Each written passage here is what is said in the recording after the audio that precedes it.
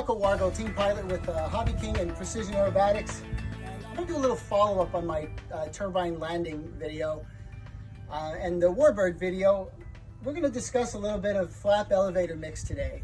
And I know most of you use it or you program it in as the manufacturer says, but there is a use for this mix that goes a little beyond what you might think, and I'll explain.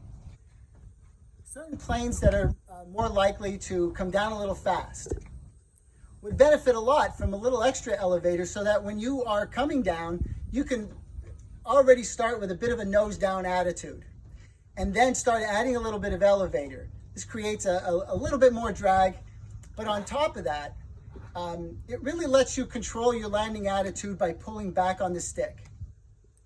If you set that elevator flap mix so when you're flying it stays neutral and normal, there's nothing necessarily wrong with that.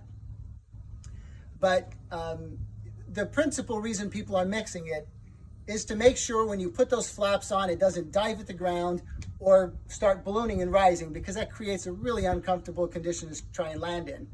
You'll be pushing elevator towards the ground, which is very uncomfortable. So you need to start basically with the elevator mix to try and do as the best you can to have the thing flying level at a lower speed. If you have full flaps and it's still looking fairly level, you've done it right for the first go around. But what we're looking for is optimum use of this mix. One of the other really cool ways to use this mix that a lot of people don't know about or they don't use is, depending on the wind conditions and how much of a headwind you have, there's something I'd like you to try. And what that is if you're automatically adding a bit of down elevator, go into your mixes and program a flap elevator mix, another one that is controlled by your slider.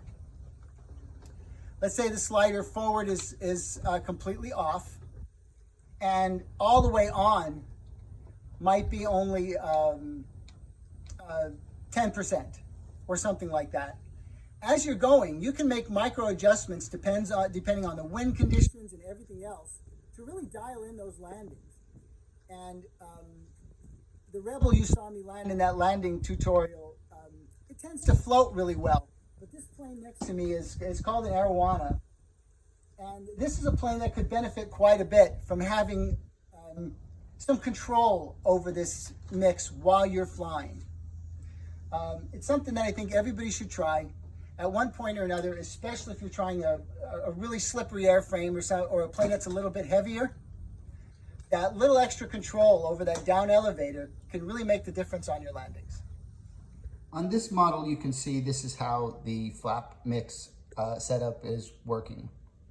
So obviously I have 39% flap and 4% down elevator, and that is on the first position, which would be my takeoff flaps. The second one, obviously I have quite a bit more down elevator. In this case, it's 16%. And that's the mix I'm referring to.